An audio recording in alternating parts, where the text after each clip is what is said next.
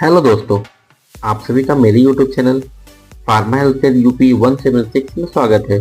आज हम बात करेंगे बच्चों में यूज होने वाली सबसे अच्छी कोल्ड सिरप, जो बच्चों में कॉमन कोल्ड, बुखार, नाक बहना, गले में दिक्कत, खांसी आना इत्यादि सभी एलर्जी कंडीशन में अत्यंत लाभकारी है।